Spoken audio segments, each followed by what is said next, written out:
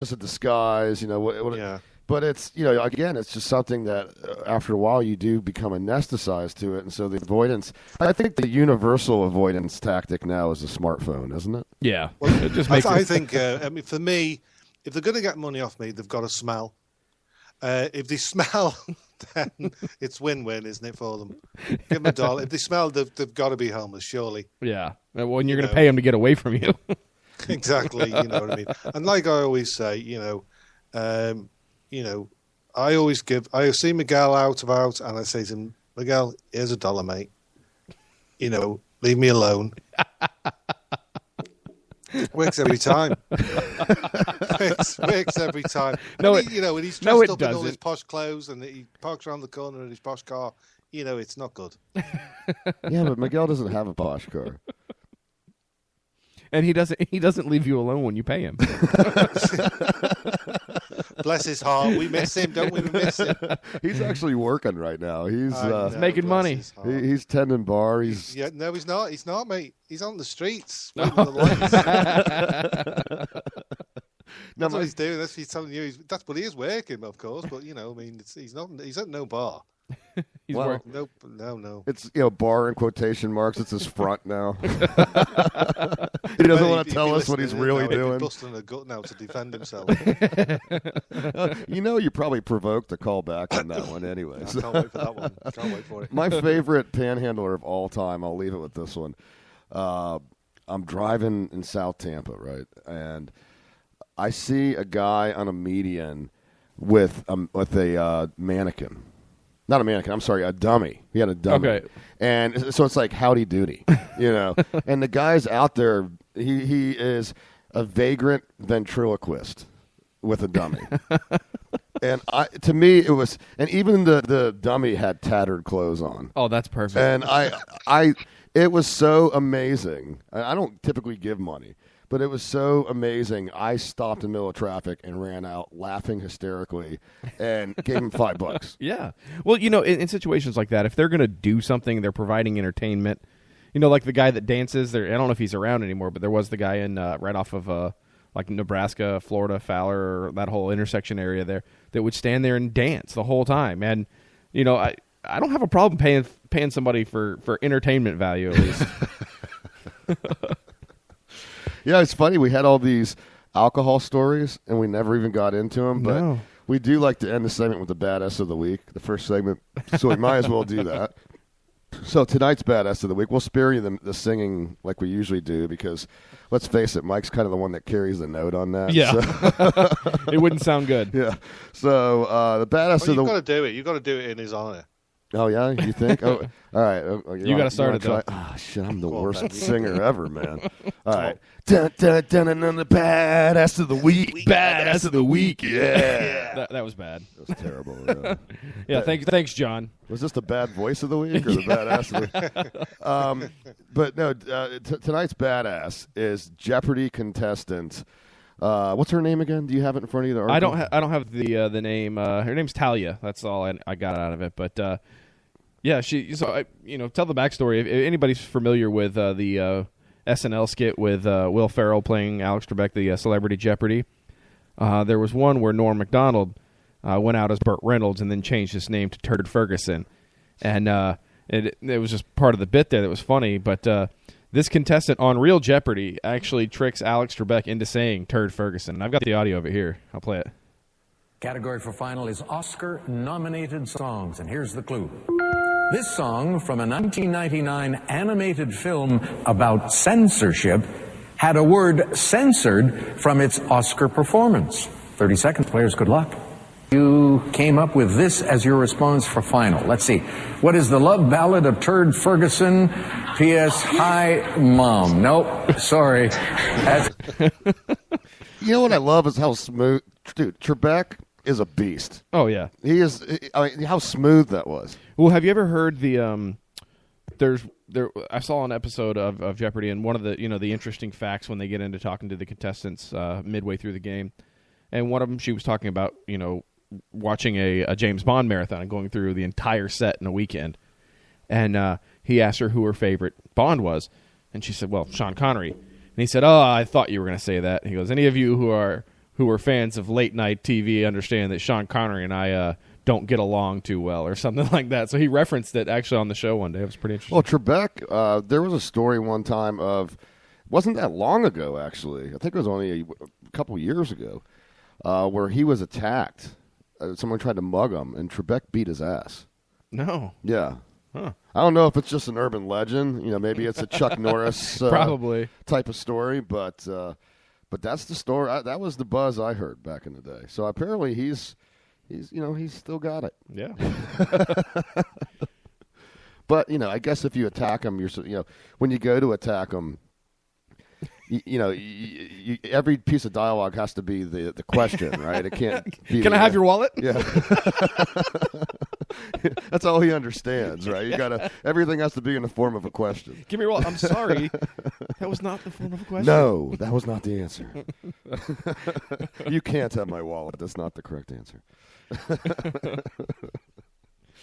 Well, John, we're going to jump into a commercial break, buddy, but we appreciate you calling in. And hey, you know what? Before we go to break, why don't you promote what you've been working on, what you've been doing? Well, it's a Liverpool Comedy Festival now, mate. So I've got a gig in somebody else's gig tomorrow, helping out, which is the Funny Looking podcast. You've probably had Gav phoned in, I think, on occasions. Yeah. He's doing his podcast live in the festival, so that'll be like an hour and a half. So I'm going to help out there, and that'll be live on Spreaker, 9 p.m. UK time. So if anyone can phone into that, would be really cool. And then I've got then the week after, we've got the same again, the podcast live in the festival. And then I've got my hour show, which will be the 2nd of October. So I'm really looking forward to that. My first hour show. Oh, you haven't done a full hour before? No. I tell you, it's a big, the time increments are big adjustments. When we first started doing the Cranial Mission show, it was Joe and Servi and I, Jesus Julio and I. And we were doing it on a frickin' cell phone speakerphone. That was how much we knew about radio equipment back then. And we started out with a half hour. That was all we would do. We did that probably for a couple months. When you start going, I tell you, when you get to an hour, it's an adjustment, John. What I found is after an hour, it's nothing. Whether it's an hour and a half, whether it's 2 hours. Oh, yeah. I mean, for the longest time, it's a lot of. Obviously, it's going to be on stage as a comedian. I mean, writing 5 minutes is a long time. Yeah, an hour. There's a lot of writing in 5 minutes. There's a lot of writing in 10. I've written 20. Obviously, I've written an hour now, so I've got to just obviously get that on stage, and it's a big deal. It helps to, when you're doing longer shows, it helps to have guests. Obviously, that helps pass the time. You can't have guests in a comedy show. Well, not for a stand-up, no. But, yeah. I mean, you're talking about the hour show is going to be your stand-up? Because I thought you meant the radio show. No. I can waffle through an hour on the radio show, no problems at all. On stage, obviously, writing for that has been quite a challenge, Yeah, that's tough. You're doing a full hour.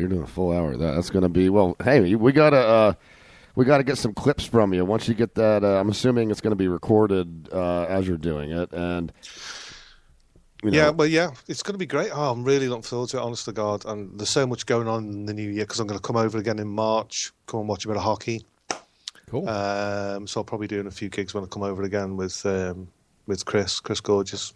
Oh, nice. Yeah, so you definitely got to take in the Tampa Bay Lightning game. That's definitely on the cards, mate. It's on the cards. It's a spectacle now. I had season tickets for the first 11 years that they existed, and they started from very humble beginnings where it was a 10,000-foot arena that's used for high school graduations. It was at Expo Hall. Yeah. And like I said, the sellout was 10,625. I remember because they'd scream it. And meanwhile, it's half capacity for a professional hockey rink. And it's gone through so many variations. It went from there to the Thunderdome, which is now where where the Rays play. Yeah, it's a baseball stadium. And then ultimately the Palace, now with Amalie Arena.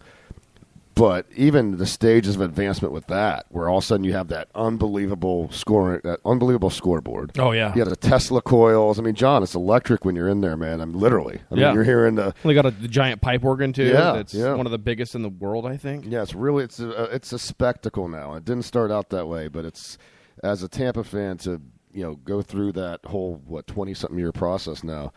It's something to be proud of. Yeah.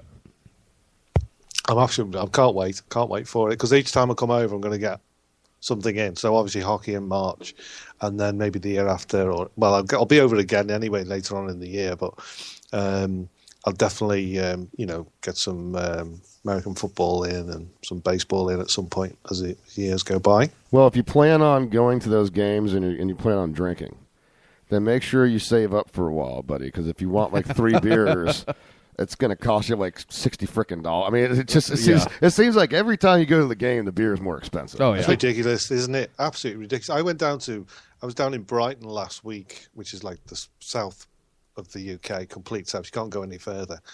And I paid, let me see now, I'll try and do the conversion for you. I probably paid about $18, and that was 1 pint of beer and one bottle of beer. Yeah, it's crazy. That was just insane. And I know when you go to the games, like the football and stuff like that, what makes me laugh is in order to you can buy beer, but some people subscribe to the club. Yeah. Oh, yeah. They have like a bar where you actually go in and sit down. Yeah. We're only talking 15 minutes. The tops, you know what I mean? Because that's basically your break. Well, no, actually, halftime at Emily Arena, there's a club that you can be a part of where you can literally sit up there, and it's bar full time. The whole time you're sitting there, and for the price of your ticket, you've got basically beer and wine for free, whatever their beer choice is and their wine is. And then, of course, they always have like a carving station. Oh, yeah, huge buffet. They'll have trays of stuff, yeah. So you get your money's worth on that. I did the XO Club. We did it with the business for I think it was 15 games or something we did, but it's cool. This is sort of like on a lower level. This sort of like for the minions, whereas obviously you could sit in a normal seat to watch. Say for instance you're watching Liverpool play, sit in your normal seat. Half time comes, which is 15 minutes. You can dash up to the bar, get a couple of beers and comfort, but you have to subscribe to that, and that is like mega bucks just to do that. And you think to yourself, you're chucking all these beers down your neck in 15 minutes. It's just ridiculous. I used to have the 41 game package for the Lightning. Yeah. So many games. It sounds great in principle, but that's a lot of games to commit to. I once did the math on what I was spending between my season tickets, the beer, and the food. Oh, yeah. And it came out to I was spending about, I want to say it was like $8,000 or $9,000 a year when you factored in the tickets and just all the ancillary costs that went with the enjoyment of it. Wow. That made me get rid of it. When I figured out the number. It's dedication to go as well, isn't it? You know what I mean? You end up giving tickets away. You do. Because you can't make it, and it's just, it just gets ridiculous. It does. It becomes a task after a while, and now it's funny because for Lightning games, all I need to do is go to like 2 or 3 in a season now, and I'm fine because I did it so much before. Yeah. I'm like, okay, I'm good. I got my 2 or 3 this year, and spent my $150,000 on beer for one night, and I'm good. You just do like I do, and you get tickets to the company suite, and it's free. Oh, that's great. Well, not for you, it's free. Well, hey, buddy, we got to jump to a commercial break, but we appreciate you calling in, man, and we.